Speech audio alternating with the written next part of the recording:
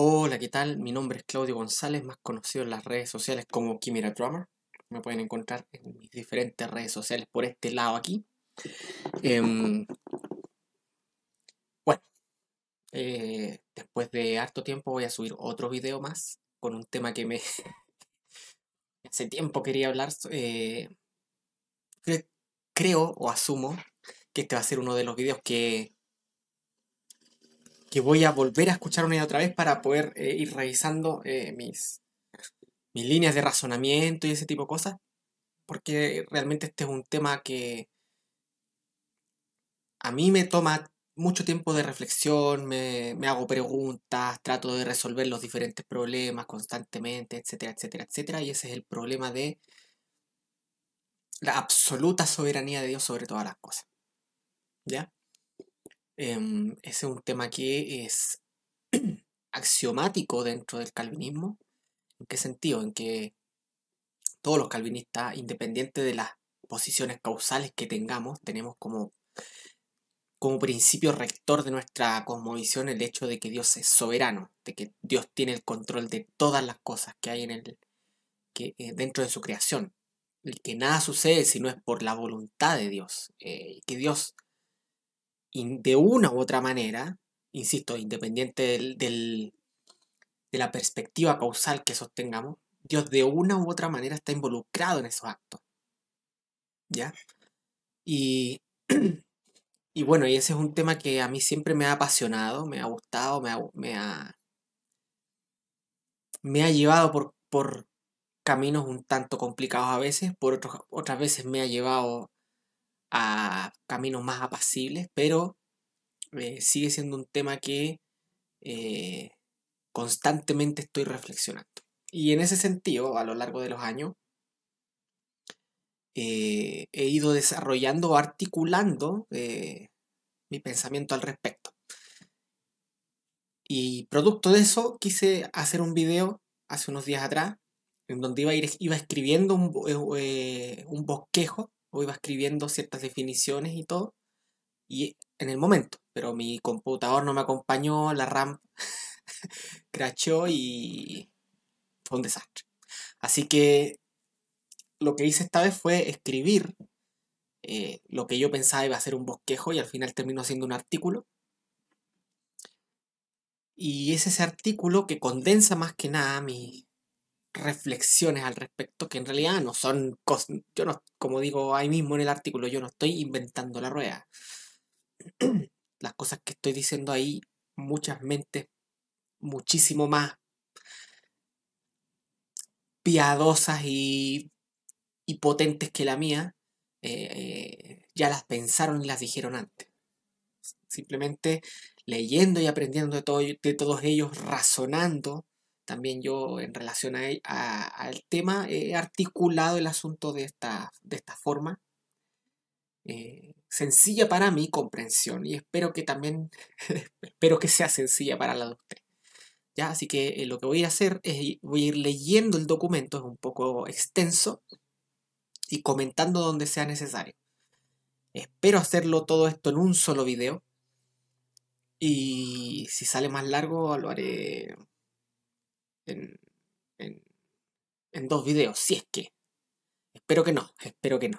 Espero que pueda leerlo sin tener que gastar mucho tiempo, ocupar mucho tiempo. Y espero también poder sintetizar mis comentarios al respecto. ¿Ok? Em, Vamos al artículo en cuestión. Cambiamos de escena. Señor Todopoderoso, que la RAM me acompañe. Ya. Este es el artículo.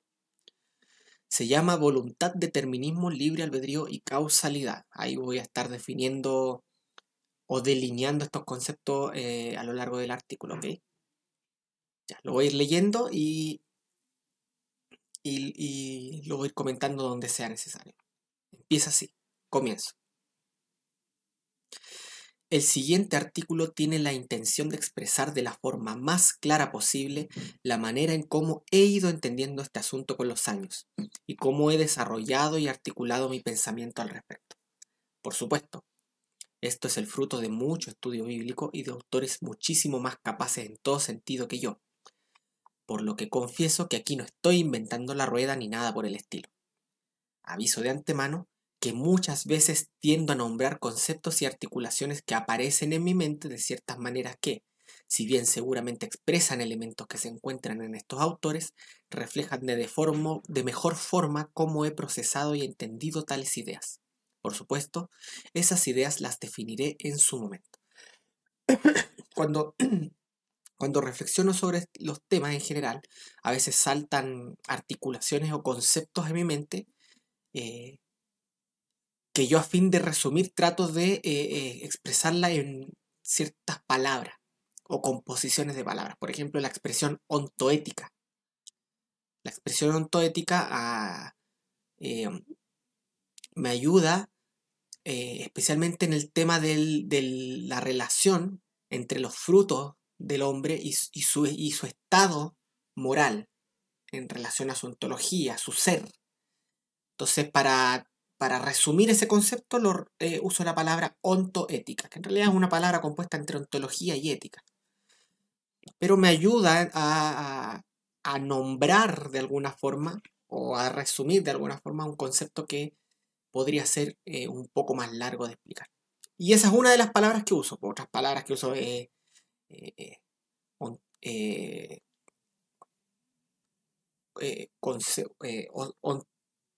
ontohistórico. Bueno, más adelante hay un par de palabras más compuestas que uso precisamente con el mismo fin de poder resumir conceptos o ideas que saltan a mi mente y que me sirven para acceder a ellas rápidamente sin tener que repetir una y otra vez los conceptos. Porque yo tiendo a repetir muchas veces lo mismo para poder remarcar o que quede grabado en la mente la idea. Así que eso es algo que tengo que trabajar, por supuesto. Mi poder de síntesis. Ya, sigo leyendo. Antes de comenzar a definir términos, quisiera exponer a grandes rasgos el verdadero problema en cuestión, así como los elementos claves y perspectivas involucradas en el tema. ¿Ya?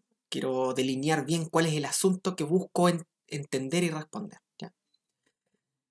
Para hacerlo, propongo el siguiente y ultra utilizado escenario simple. El escenario es el siguiente, dice así. Frente a ti hay una mesa, y en la mesa hay dos vasos de jugo, uno de manzana y otro de naranja. Ese es el escenario. Pónganse en ese escenario. ¿Ya? Ahora, vamos a desarrollar el asunto. Dice, leo. Por lo general, la pregunta que sigue es si eres libre de elegir cualquiera de los dos vasos. Cuando uno pone un escenario de elección frente al tiro se salta la pregunta, ¿eres libre de elegir cualquiera de los dos? Pero, sigo leyendo, considero esta pregunta defectuosa. En primer lugar, la palabra libre es demasiado amplia y ambigua. ¿Libre en qué sentido? ¿Coacción externa, por ejemplo? Si es por eso, pues sí, en ese sentido y en este escenario, eres libre de tomar cualquiera de los dos vasos. O sea, no hay nada que te obstaculice externamente a elegir uno por sobre el otro. Sin embargo, ahí estamos limitando el concepto de libertad a un aspecto o sentido particular. Y tiene una diferente respuesta a otro, así lo usamos en otro sentido. Sigo leyendo. Libre de cualquier especie de causalidad, se responderá a esto dependiendo de qué perspectiva de la voluntad sostengas. Como podemos ver, la palabra libertad, más que ayudarnos a percibir mejor el problema, nos crea mayores inconvenientes por su falta de especificidad y amplitud. Además de que tanto libertaristas como deterministas han usado la palabra libertad dentro de sus concepciones de la voluntad, por lo que no es un término excluyente. Ya ahí tengo una pequeña nota en el punto 1 que dice así. A falta de un mejor término y para no confundirlos con los libertarios como posición política, en este documento llamaré libertaristas a quienes sostienen el libre albedrío libertario. ¿Ya? Yo no quiero usar la palabra libertario, porque el libertario está especialmente luego del de la asunción de Javier Milei muy... tiene connotaciones políticas muy fuertes. Cuando yo acá lo que tengo en mente es una perspectiva particular con respecto a la ontología de la voluntad, ¿ya? A la filosofía de la voluntad en el hombre. Por lo tanto, busqué en Google, San Google, la palabra libertarista y no la encontré en ningún lado. Por lo general era relacionada con los libertarios. Yo no sé si era por corrección de gramática o porque realmente es usada por ellos. Pero tomé esa palabra, que es menos usual que libertario, y la estoy aplicando a quienes sostienen el libre albedrío libertario. Por lo tanto, en el texto, cuando hablo de libertarista, estoy hablando de alguien que sostiene el libre albedrío libertario. ¿Ya? Bueno, el punto de esta parte es que a mí nunca me ha gustado la palabra libre dentro de la discusión del tema porque la palabra libre es demasiado amplia. De hecho, es tan amplia que incluso nosotros como calvinistas usamos la palabra libre. Las confesiones históricas del calvinismo hablan de un libre albedrío, ¿ya? Y si nosotros que somos deterministas usamos el término libre, entonces la palabra libre es ambigua. Es muy ambigua eh, para particularizar realmente el problema en cuestión entre los que sostienen el libre albedrío libertario y los que somos deterministas. Entonces, como es demasiado ambigua, me parece que es una palabra que no debiese ser usada dentro de la discusión general, a menos que se defina en qué sentido se está usando. Pero aún así, la insistencia en el uso de la palabra puede llevar a confundir la discusión. Así que yo desecho la palabra libertad en la discusión, no la uso. Yo prefiero usar el término autonomía. ¿Ya? Sigamos leyendo. En segundo lugar, sigo hablando sobre los defectos de la pregunta de si eres libre de elegir uno u otro vaso de jugo. Sigo leyendo. Dice, en segundo lugar, la pregunta, quizás sin intención, pone el énfasis en las opciones ante la conciencia antes que en donde debiese ser puesta, en la voluntad misma. ¿Ya? ¿Por qué? Porque nos pone la pregunta sin intención pone nuestras mentes en los vasos, en las opciones. Eres libre de elegir cualquiera de los dos. Pero el problema real que se tiene que discutir acá no está en las opciones. El problema real está en el que elige. El que elige es el centro del problema a resolver. Sigo leyendo. Y esto me lleva a considerar una mejor pregunta que pone en perspectiva el verdadero asunto en cuestión. ¿Está la voluntad en un mismo escenario y ante las mismas condiciones igualmente inclinada hacia cualquiera de las opciones ante la conciencia o no lo está? Esta pregunta pone el énfasis en la voluntad misma, porque habla de la inclinación de la voluntad. Y ahí ya podemos empezar a a discutir el problema propiamente tal. Sigo leyendo. La palabra inclinación, en mi opinión, pone el énfasis en donde está el verdadero problema, la voluntad misma, su ontología y relaciones. Sigo leyendo. Tratemos de analizar el problema de los vasos de jugos desde esta perspectiva. ¿Ya? Ahora nos vamos a poner en la perspectiva de la pregunta que delinea el verdadero problema. Teniendo en mente la pregunta en cuestión, podemos preguntarnos, entonces, si existe algún antecedente que incline la voluntad hacia uno de los vasos. Por ejemplo, el gusto. Quizás me gusta más el jugo de manzana que el de naranja. Entonces acá en el escenario podemos concebir un elemento determinante o un antecedente dominante que puede inclinar la voluntad hacia una opción por sobre la otra, y este sería el gusto. Quizás me gusta más el jugo de manzana que el de naranja. Por lo tanto, podríamos asumir que entonces aquel que elige va a elegir el jugo de manzana por sobre el de naranja, en base a esta determinación anterior. Sigo leyendo. Este sería un antecedente que posiblemente incline mi voluntad hacia uno de los dos vasos. Sin embargo, esto nos abre la puerta a otro asunto, es decir, el de la causalidad. Y aunque es una palabra que acostumbro a usar libremente, no es un término carente de problemas parecidos al de la palabra libertad, pero es útil para darle un nombre a la relación entre dos eventos correlativos, ¿ya? David Hume desarrolla todo un problema con respecto a la causalidad. Él dice que él era empirista, y él dice que la causalidad no es observable con los sentidos, que en realidad lo que hacemos es relacionar priorísticamente, de alguna manera, los eventos correlativos. Y de ahí viene la expresión. Correlación no es lo mismo que causación, ¿ya? Y ese es el problema de la causalidad de Hume, ¿ok? Entonces, claro, pero eso en primer lugar, claro, me confunde un poco porque la causalidad, la palabra causalidad en realidad eh, no tiene ontología propia, es una palabra que describe relaciones. Por lo tanto, nosotros no vemos la causalidad, pero vemos las relaciones entre dos sucesos correlativos. eh, Además de que la palabra causalidad también es amplia. Bueno, voy a seguir hablando al respecto más adelante. Entonces, yo uso la palabra causalidad o causa de manera libre dentro de mi discurso cuando hablo de la soberanía de Dios, especialmente con relación a Dios. Y en ese sentido la utilizo relacionada con su soberanía y omnipotencia. Pero la palabra causa en sí es más amplia que meramente relacionada con el poder. Ya, esa es una forma o un sentido en que la causalidad puede ser entendida. Ya, sigo leyendo.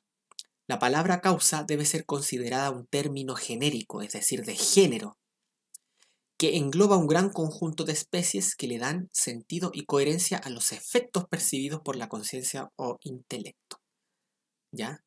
Entonces, en mi discurso, por lo menos en este artículo, la palabra causa yo la estoy usando en un sentido genérico y va a agarrar especificidad, es decir, va a relacionarse con alguna especie de acuerdo al contexto.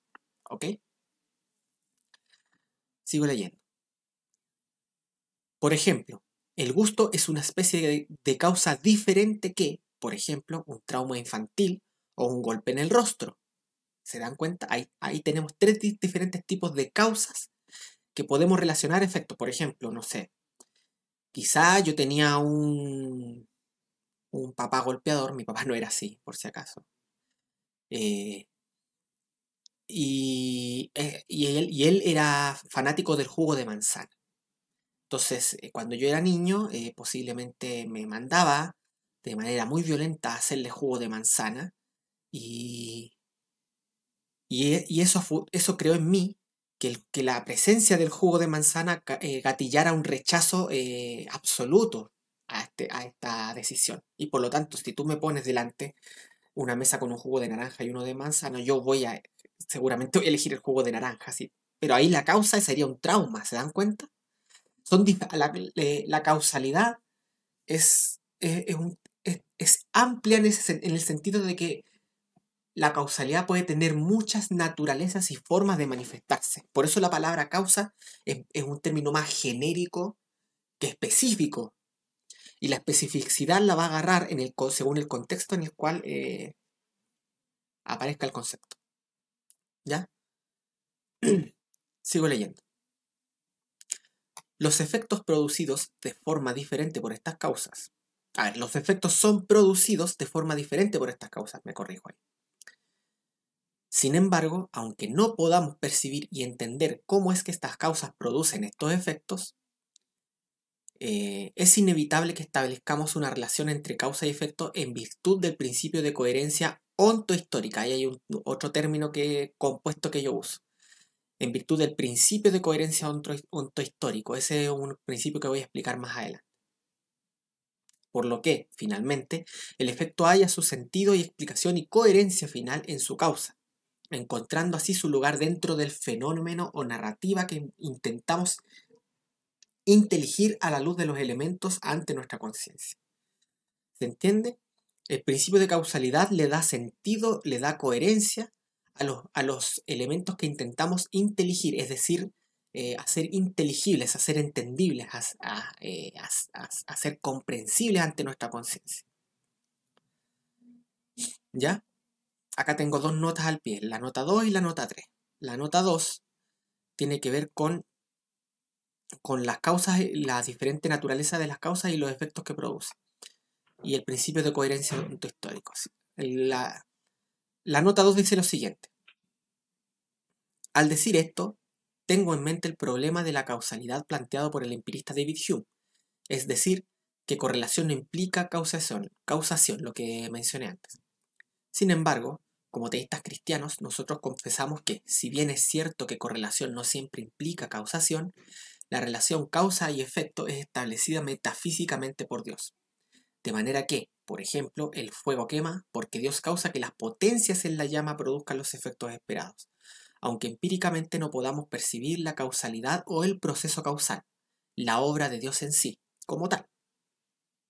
Además, si se dan cuenta, acá yo describo el proceso causal de la quema del fuego en términos de eh, concurrencia, ¿ya? Porque los ocasionalistas lo van a entender de diferente manera, porque el ocasionalismo, que es otra escuela de perspectiva causal, cree que la única causa es Dios.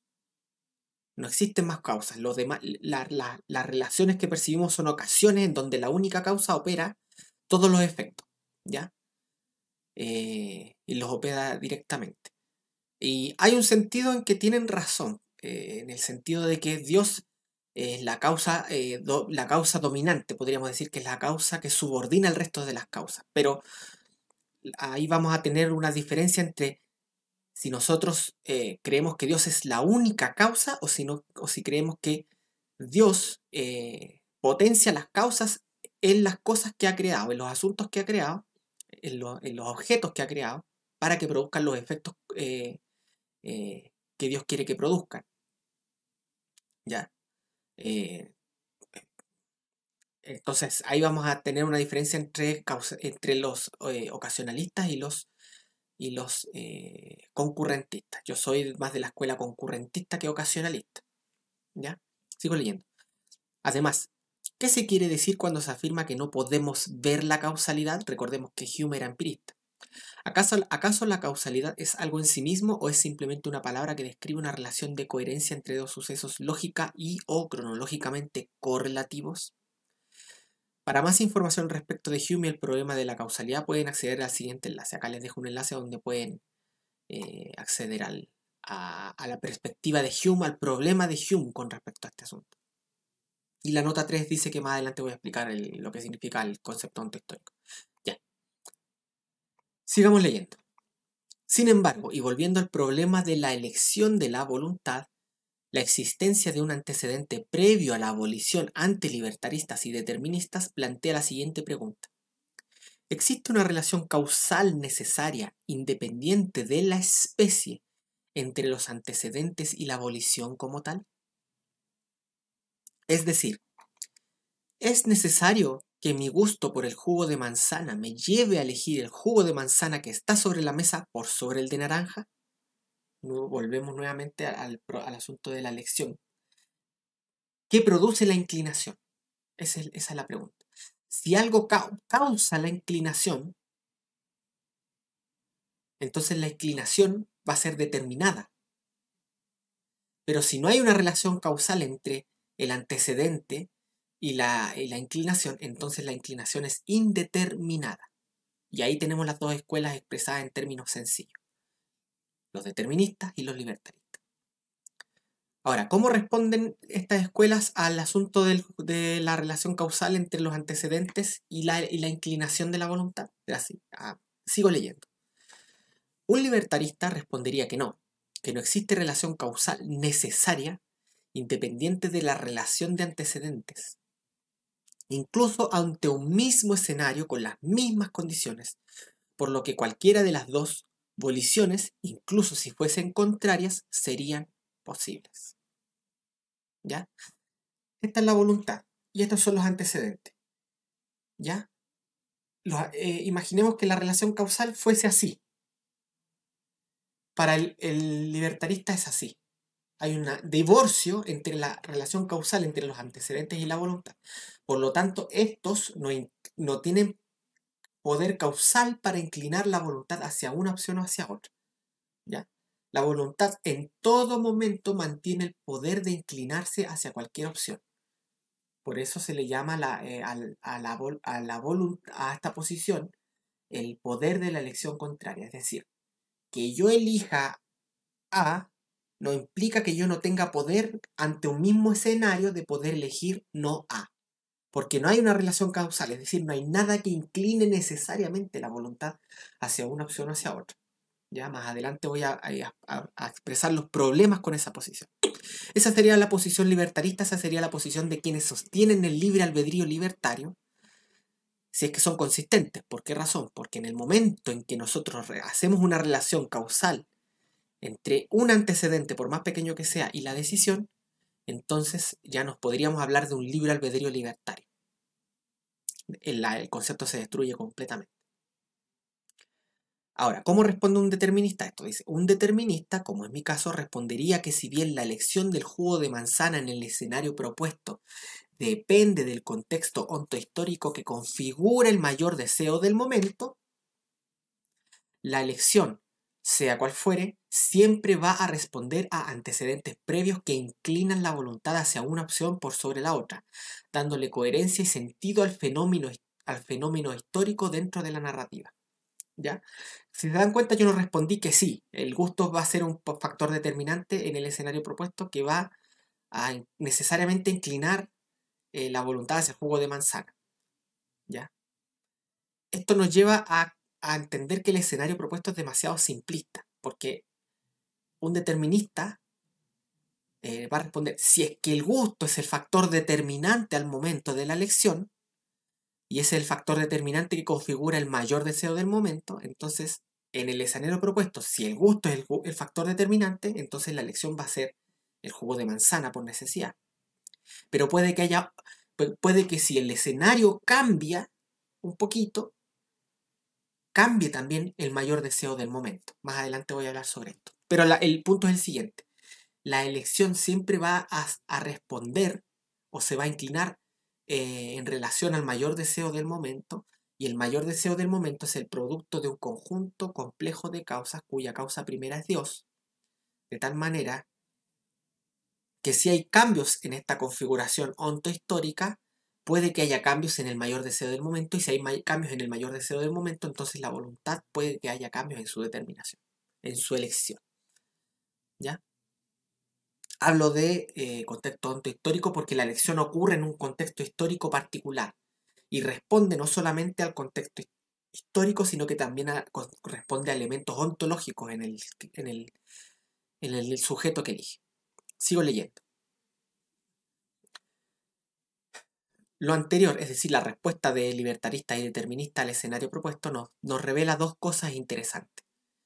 Primero, nos revela que si bien el escenario propuesto nos da ciertos elementos importantes al plantear el problema, es a la vez demasiado simple como para graficar las posibilidades.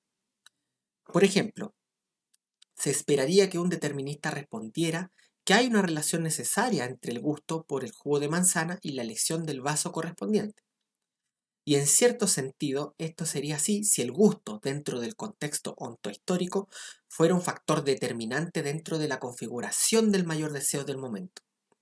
Pero, nuevamente, si abrimos el panorama al contexto general, quizás exista un cambio de factores dentro del contexto ofrecido que tomen más fuerza que el gusto, cambiando el contexto ontohistórico y, por lo tanto, inclinando la voluntad hacia el jugo de naranja.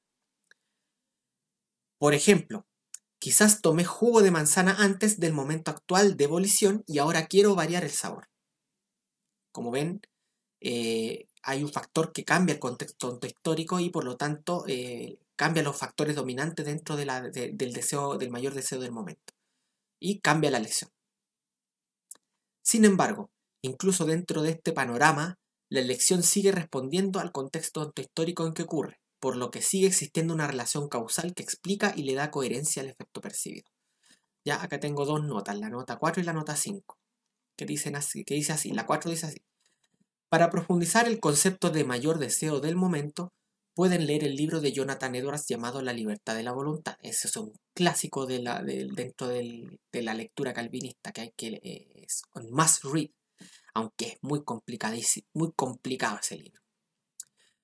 Pero, ojo, que les dejo un enlace de ayuda que resume el libro. Dice, para un resumen del libro, para principiantes, o sea, alguien como yo, por ejemplo, pueden acceder al siguiente enlace. Les alcanzo un enlace en donde pueden acceder a una sinopsis del libro. Está en inglés, pero lo pueden traducir con Google Traductor o a veces lo traduce automáticamente este asunto, ¿ya? Y la nota 5 que habla sobre el aspecto de la causalidad. Dice, tomar en cuenta que en este documento estoy pensando en el concepto de causalidad desde una perspectiva más amplia e integral, implicando todos los factores que le dan sentido y coherencia a la lección, incluido Dios como causa primera. ¿Ok? Por lo tanto, cuando yo hablo de causalidad en este documento, no uso el término causal, a menos que el contexto especifique otra cosa, de manera particular o específica una especie de causa, sino que lo estoy usando en un sentido mucho más integral, eh, que involucra todos los factores que pueden inclinar la voluntad, en este caso, hacia una determinación particular. Ya. Segundo, dice, sigo leyendo, nos revela que dentro de aquellos que buscan explicar el fenómeno de la voluntad hay dos grandes campos. Los libertaristas, que son por esencia indeterministas, ¿por qué?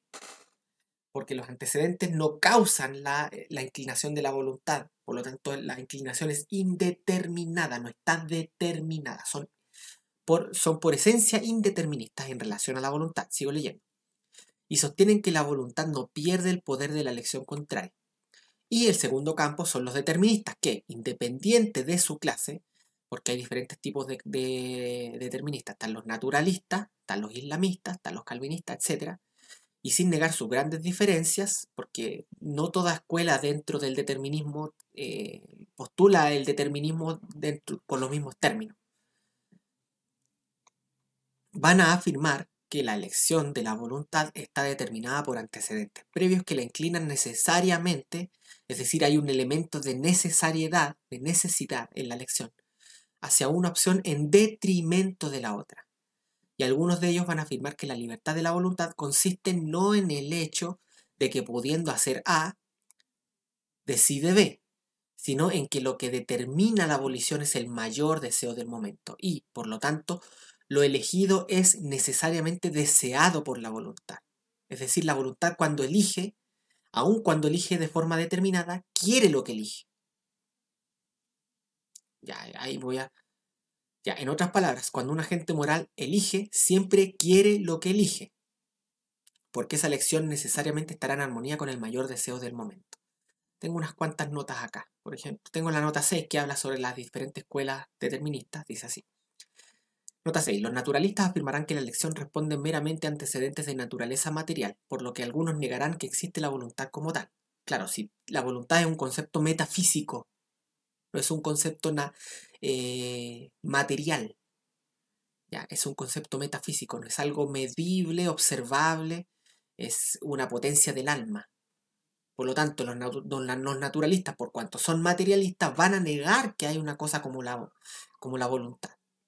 Y en virtud de esta negación, de este determinismo naturalista, es que las confesiones de fe, por lo general, tienen un apartado que habla sobre libre albedrío, ¿ya? Postulando que sí existe una voluntad y que ésta es libre, en el sentido de que no opera virtud meramente de aspectos materialistas. ¿Se entiende? La voluntad no se mueve de la misma forma en cómo se mueven los planetas, por ejemplo. Ya, sigo leyendo. Dentro del Islam, en este asunto existen discusiones iguales o muy similares que dentro del cristianismo. Y hay una gran variedad de escuelas, tanto libertaristas como deterministas. Acá les dejo un enlace en donde ustedes pueden eh, leer las perspectivas causales dentro del Islam, ¿ya? Dentro del Islam también hay ocasionalistas, también hay concurrentistas, también hay libertaristas, también hay mixturas entre libertaristas libertaristas y deterministas, ¿ya? Ya, sigo leyendo. Entre los cristianos deterministas habrá quienes sostienen el concurrentismo, el ocasionalismo e incluso hay quienes querrán sostener tanto el libre albedrío libertario como la determinación soberana de Dios, hablando de misterio, contradicción aparente o paradoja en este punto. Personalmente yo considero que esta última posición es muy inconsistente. Muy inconsistente. Sigo leyendo. Tengo en mente a algunos compatibilistas libertaristas, ya, hablando de la última posición, y por supuesto los molinistas, que aunque no son calvinistas, querrán compatibilizar la soberanía de Dios con el libre albedrío libertario en su modelo de conocimiento medio y los mundos posibles. ¿Ya? Los molinistas, si bien quieren recatar el libre albedrío libertario, en realidad lo que ellos postulan en su teoría es una mezcla o un mix entre lo que es el determinismo, la soberanía de Dios, con el libre albedrío libertario. Y de ahí nace la idea del conocimiento medio y los mundos posibles. ¿Ya? Y también tengo una nota 7 que tiene que ver con el asunto del querer de la voluntad, del mayor deseo del momento y del querer. La nota 7 dice así. Quizás a algunos se les venga a la mente Romanos 7:19, porque no hago lo que quiero, sino lo que no quiero, eso hago, eso dice el versículo. Pero la tensión se resuelve entendiendo que la palabra querer en el versículo en cuestión no tiene la misma connotación que en el modelo de Edwards. Mientras que en Romanos 7:19 el querer dice referencia con aquello a lo que moralmente aspira el apóstol como ideal, aspiración que no siempre es satisfecha en los hechos, en Edwards el querer se refiere a la respuesta de que la voluntad entrega necesariamente a los factores dominantes al momento de la abolición. Se lo explico de la siguiente manera. Si mi hija necesita vamos a poner un escenario muy dramático. Imaginen que tienen un hijo que tiene cáncer. Es un escenario dramático, ¿ya? Para el cáncer por lo general se resuelve con tratamientos muy agresivos y muy invasivos, ¿ya? Entonces, si uno se pregunta a sí mismo, ¿yo quisiera que mi hijo pasara por esos tratamientos? No, no lo quiero, no lo deseo, no lo anhelo, no es mi aspiración, no es a lo que aspiro.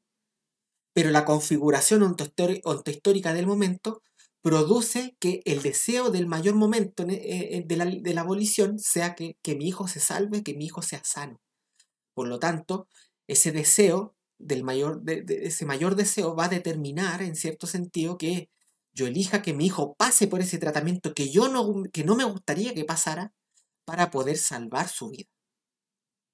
Entonces ahí tenemos dos quereres, por decirlo de alguna forma, que si bien pueden verse en contraposición, en realidad no están en contrapuestos, porque uno apela a la aspiración, a los anhelos, y el otro querer apela a lo que la voluntad elige en el momento. ¿Ya? El asunto es que la voluntad siempre va a elegir lo que quiere y va a querer lo que elige. Elige lo que quiere y quiere lo que elige. ¿Ya?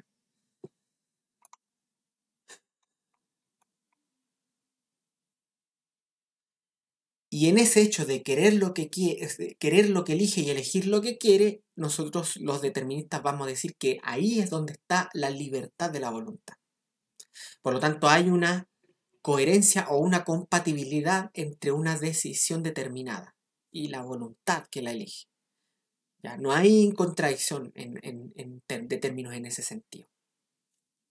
Y por eso en las confesiones, por ejemplo, se habla de un libre albedrío. No de un libre albedrío libertario, pero un libre albedrío.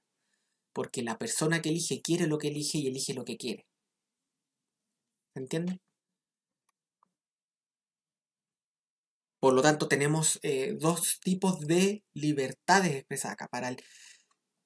Para el libertarista, la libertad consiste en que la voluntad mantenga el poder de la elección contraria. Para el determinista, la libertad consiste en que lo elegido sea querido y lo querido sea elegido.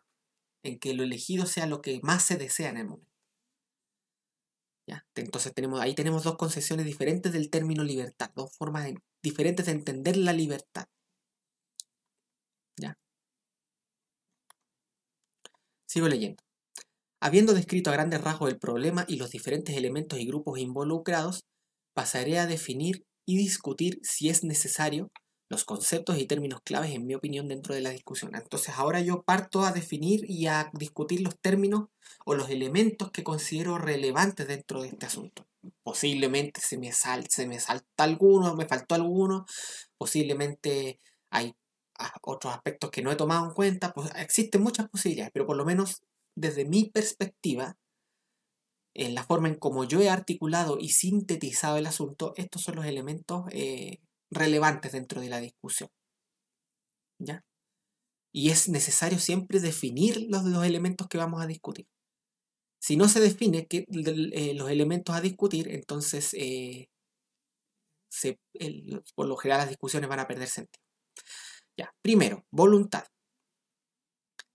Es aquella potencia del alma humana por la cual se inicia un curso de acción determinado. Eso es la voluntad simplemente. Lo propio o lo suyo de la voluntad es tomar un curso de acción. Eso es lo que hace la voluntad dentro del alma humana. Tomar un curso de acción. ¿Ya? Como lo ven en la definición de voluntad, aunque aparece la palabra determinado acá,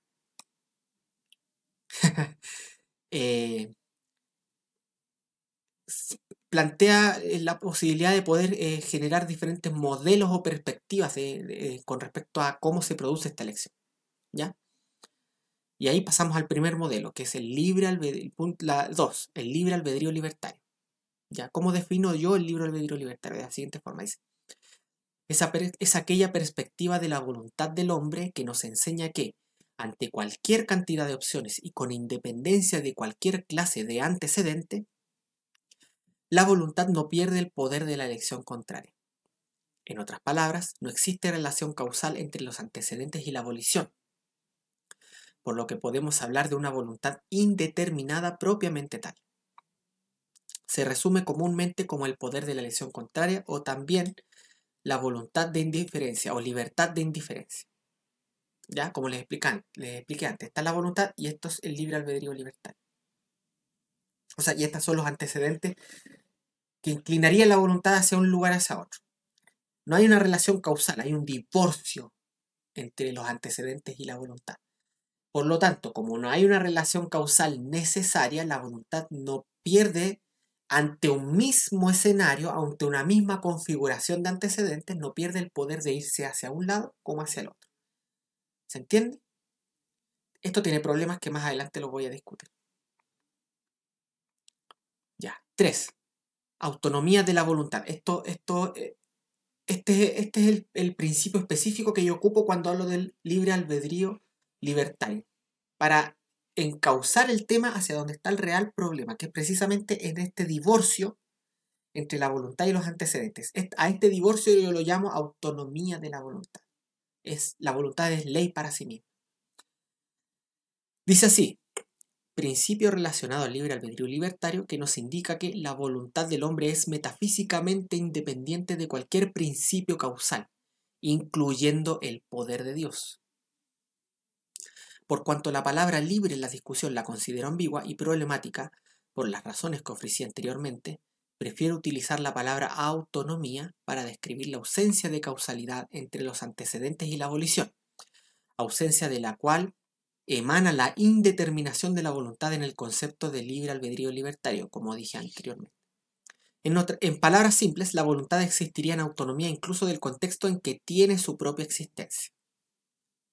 Ya, esto yo en mi debate tanto con Félix González como con Danito Tocayo, enfaticé este hecho de que la voluntad existe con independencia del contexto en que tiene su propia existencia. Por ejemplo, los provisionistas y los arminianos van a tener tendencia a afirmar que aunque el hombre está corrupto, que sería un antecedente que determina las decisiones, la voluntad permanece neutra dentro del hombre. Por lo tanto, esta corrupción no determinaría las decisiones de la voluntad y esta voluntad puede sobreponerse a la corrupción y elegir el bien por sí misma, porque no está relacionada metafísicamente con cualquier principio causal, por ejemplo, el contexto de un hombre corrupto, un hombre caído, muerto en delitos y pecado. ¿Ya?